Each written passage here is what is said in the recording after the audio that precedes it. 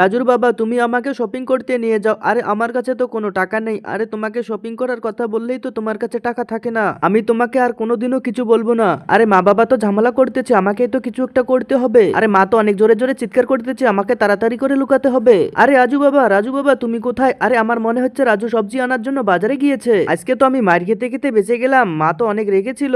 আমি এখন তাড়াতাড়ি করে খাবার চুরি করে টেবিলের নিচে লুকিয়ে পড়ি। তুমি কেন আমার দিকে তাকিয়ে তাকিয়ে খাবার খাচ্ছ? আমার দিকে দেখবা না তুমি? যদি মিনাকে শপিং করতে নিয়ে না যাই তাহলে অনেক বড় ঝামেলা হয়ে যাবে। আমাকে তো কথা পর্যন্ত বলা বন্ধ করেছে, দেখি কতদিন না কথা বলে থাকতে পারে। আমি এবার তাড়াতাড়ি করে লুকিয়ে লুকিয়ে চার্জারটাকে নিয়ে পালিয়ে যাই। তুমি কেন আমার দিকে এইভাবে তাকাচ্ছ? তুমি আমার সঙ্গে কথা বলার কোনো চেষ্টা করবা না? মা বাবা ওরা দুইজন তো কথা বলা বন্ধ করে দিয়েছে, আমাকে কিছু একটা করতে হবে। আমাকে তো কেউ শপিং করার জন্য নিয়ে যায়নি, এখন থেকে আমি একাই শপিং করতে যাব। আর রাজুর বাবাকেও আমি কখনো বলবো না আমাকে শপিং করতে নিয়ে যেতে। আরে মা বাবা তোমরা একদম কোনো টেনশন করো না, আমি তাড়াতাড়ি করে স্কেটবোর্ডটাকে নিনজা টেকনিকে তোমাদের কাছে দিয়ে দিচ্ছি।